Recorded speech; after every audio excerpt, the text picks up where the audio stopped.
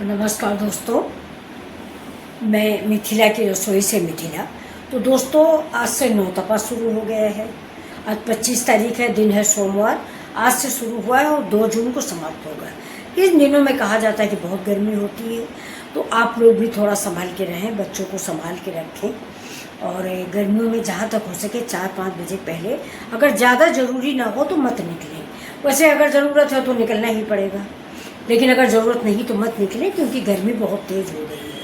आज मैं आप लोगों के लिए कुछ देहाती नहीं, मेरे शब्दों के लिए मुझे अफसोस है, घर की महिलाओं के लिए, कि जैसे कि मैं खुद हूँ, मतलब वर्किंग लेडी नहीं, हाउस वाइफ, उनके लिए कुछ शुभ अशुभ की बातें बताने के लिए मैंने सोचा कि आप लोगों से बात करें।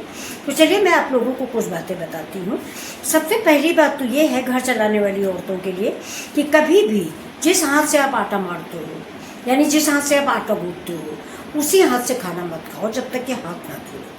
बहुत सारी महिलाएं होती हैं ना कि आटा गूंथी और सबको खिला दी और खुद भी उसी तसला पड़ा अपने परस के खा ली। गाँव में मैंने अक्सर लोगों को देखा है कि मतलब खाना पड़ोसी बनाई और घर वालों को खिलाई और खुद जो है उसी तसले परात में, कि कौन ज़्यादा धुलेगा, उसी में खा लिया। तो ऐसा आप कभी ना करें।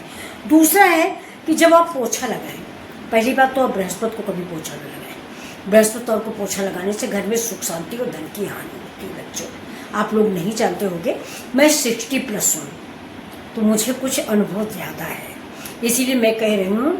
अगर आप सनातन धर्मी हो और सनातन धर्म को मानते हो, जैसे कि आजकल बहुत सारे बच्चे कहते हैं, मैं अपने घर में ही अगर किसी को बोलती हूँ कि आज बृहस्पति है, कपड़े मत धुलना या साबुन मत लगाना, ये लोग कहते हैं क्या मम्मी पुरानी बातें लेके आ जाती हो सकता है पुरानी बातें हों, हम भी मानते हैं, हमको नए के साथ चलना चाहिए, लेकिन फिर भी मैं सोचती हूँ कि मैं आप लोगों को बता दूँ, हो सकता है 50% लोग इसका मतलब अनुसरण करें, और अनुसरण करना चाहिए।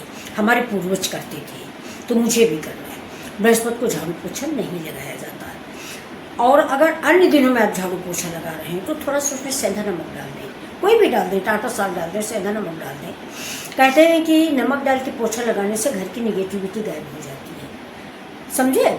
और तीसरी बात यह है कि अगर आपका बच्चा, आपका पति घर के बाहर निकल रहा है तो उसके तुरंत बाद घर में झाड़ू पोछा ना करें, और ना आप उस जाने के तुरंत बाद नहाएं। 2 काम नहीं किए जाते सनातन धर्म में। बच्चों में कहना नहीं चाहती हूँ, लेकिन अगर आप लोग जानते होंगे, आपके दादी मम्मी जानती होंगी कि हमारे सनातन धर्म की जब डेड बॉडी होती है वो ले जाते हैं गंगा जी या जलाने, कहीं भी जैसा आपके यहाँ रिवाज हो, तो उसके बाद ही तुरंत महिलाएं सफाई करती हैं। तुरंत घर की सारी सफाई हो जाती है, एक एक कोना धो पोंछ दिया जाता है और तुरंत सारी महिलाएं नहा लेती हैं। तो इसीलिए घर का कोई बच्चा अगर आपका नौकरी कर रहा, पढ़ रहा, हस्बैंड जा रहे हैं, उसके तुरंत बाद बच्चों नहाना नहीं है, न नहाना और न घर में तुरंत ही झाड़ू लगाना। उसके जाने के बाद मुझे सफाई नहीं करनी, वो मेरे घर का एक अमूल्य अंग है, मेरा बेटा है, मेरा पति है, तो मुझे उसके जाने के बाद सफाई नहीं करनी। तो इन सब बातों का आप लोग जरूर ध्यान रखें। और दूसरी बात कि जिस तवे पे आप रोटी बनाते हैं, मिट्टी का तवा है या लोहे का तवा है, तो उस तवे को गैस पर चढ़ा ना छोड़ें। ये भी हम लोगों के यहाँ सनातन धर्म में खराब काम में तवा उतारा नहीं जाता, चढ़ा रहता है, थोड़ी देर चढ़ा रहता है, इसके बाद उतार की सफाई करते हैं। तो ऐसा नहीं कि आपने रोटी बना लिया और तवा चढ़ा हुआ है, ऐसा कभी नहीं कीजिए। कुछ पुरानी बातें हैं बच्चों, ज़रूर ध्यान देना कि ये आंटी ने बताया है, तो थोड़ा ध्यान दो।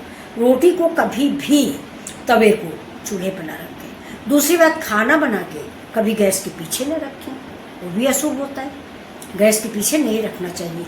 तो ये थोड़ी सी छोटी मोटी बातें आपकी आंटी की हैं, अगर आपको अच्छी लगती हैं तो फॉलो करना है, और मेरे चैनल को सब्सक्राइब भी करना, और साथ में बताना कि अगर आपको अच्छा लगा तो मैं ऐसी बहुत सी बातें आपको बताऊँगी। मेरी उम्र है ना, मुझे भी ऐसे टोका जाता था। आज मैं आपको बताऊँ, एक हमारी पड़ोसन है, वो भी समझ लीजिए मेरी एज की हैं, उनके हस्बैंड प्रोफेसर हैं हिस्ट्री के। तो वो एक दिन मेरे घर आई तो मुझसे बोली कि जब मैं बचपन में चारपाई पे बैठती हूँ, जैसे कि मैं बेड पे बैठी हूँ, तो उन्होंने बताया जब मैं चारपाई बैठती तो दोनों पैर नीचे रख के अगर मैं ऐसे ऐसे हिलाती थी बचपन में तो माँ डांटती थी कि चारपाई पर से पैर नहीं हिलाओ, नहीं तो घर में कर्जा होता है। और कह लगी अब क्या है कि घुटनों में दर्द है, तो डॉक्टर क्या बोलता है कि जो पैर बैठो तो पैर ऐसे ऐसे करते रहो, मतलब उसको एक्सरसाइज करते रहो इस तरह से। तो कह लगी मेरी समझ में आता कि मैं क्या करूं। मुझे भी हंसी आई कि कभी कोई चीज़ फ़ायदा करती है, कभी कोई चीज़ नुकसान करती है, तो हमको दोनों को लेके बैलेंस बना के चलना है। तो चलो बच्चों फिर मिलते हैं, खुश रहो, मस्त रहो।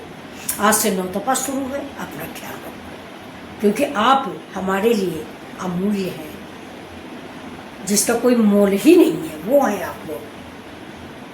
समझ में आई बात